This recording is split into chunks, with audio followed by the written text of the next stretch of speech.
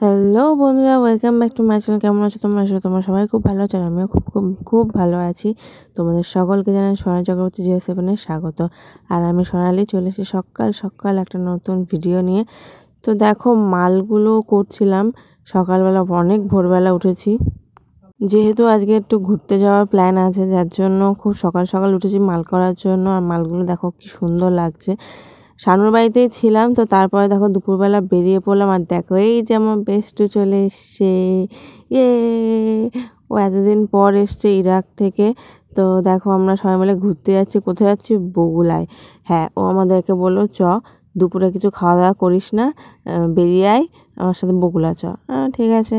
তো আমরা তিনজন মিলে এখন বগুলা যাচ্ছি। ওকে সেই হ্যান্ডসাম লাগছে। আর দেখো আকাশটা, ও তোমরা জানোই আমি আকাশের প্রতি ফিদা। ভীষণ ভালো লাগে আমার, এত ভালো লাগে যে কি বলবো। মানে এরকম নীল আকাশে সাদা মেঘ, যারা আমার ভিডিও দেখছো দিন ধরে তারা জানো এটা, যে আমার খুব ফেভারিট এই জিনিসটা। আর দেখো নিচে পুরো সবুজ আর সবুজ, মানে কি বলবো, এটা অন্যরকমই কম্বিনেশনটা ছিল। নিচে সবুজ, উপরে একদম সাদা মেঘ নীল আকাশের মধ্যে, দারুণ লাগছিল। আর আমরা যাচ্ছিলাম বগুলায়।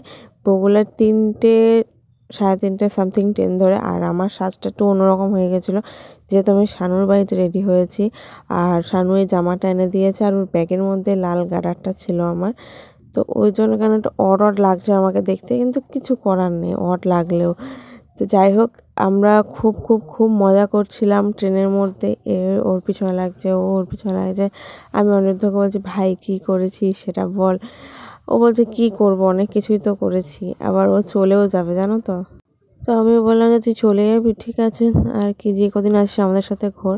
তো দেখো আমরা বগুলায় পৌঁছে যেখানে আসার সেখানে চলেও এসেছি। একদম শ্রীকৃষ্ণ কলেজের উল্টো দিকে আমরা দাঁড়িয়ে রয়েছি, ওই যে কলেজ। তো ও আমাদেরকে একটা রেস্টুরেন্টে নিয়ে এসছে খাওয়ানোর জন্য। তো তোমাদেরকে বলি, রেস্টুরেন্টটা কন্টিনেন্টাল, মানে যেটায় আমরা যাই কন্টিনেন্টাল, আরও বড় বড় অনেক রেস্টুরেন্ট আছে, সেই রেস্টুরেন্ট নয়। এটা যেমন শ্রীকৃষ্ণ কলেজের উল্টো দিকের একটা রেস্টুরেন্টে ও আমাদেরকে নিয়ে গেছে।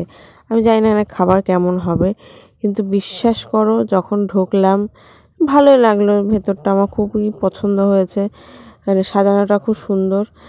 তা এখানে অনেককে বলছিলাম, আমার কোনো জায়গা পেলি না, অন্য কোথাও যেতে পারতিস। তো তারপরে দেখো এখানে আমরা বসে আছি তিনজনে, আমাদের আশেপাশে কেউ নেই, কেউ না। কারণ রেস্টুরেন্টটা মনে হয় কলেজ চলাকালীন হয়তো চলে, তাছাড়া হয়তো চলে না। কিন্তু কলেজ চলছিল, কিন্তু সেই মুহূর্তে দেখলাম না যে একটা কেউ এসেছে। তো যাই হোক, দেখো এখানে শানু মেনু দেখছে যে কী আছে না আছে। আমার একদম ভালো লাগছিল না। জায়গাটা সুন্দর, কিন্তু বিশ্বাস করো খাবারগুলো দেখো, খাবারগুলোর রেট অতটাও বেশি না।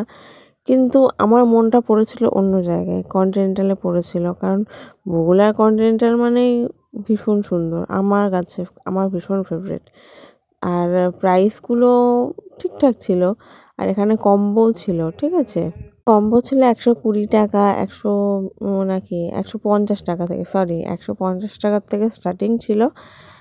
তো আমার মোটামুটি লেগেছে। তারপরে খাবারটা যখন এলো, দেখতেই পাচ্ছ কম্বোতে কী ছিল, mix fried rice, chilli chicken আর 2টো করে পকোড়া।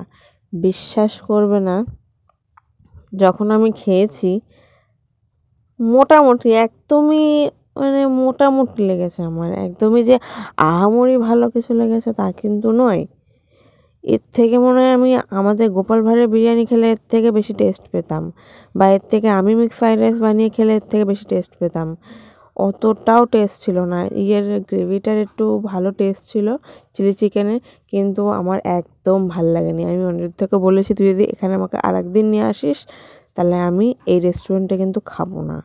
কারণ মোস্ট ফালতু, আমার জীবনে খাওয়া সব থেকে ফালতু খাবার।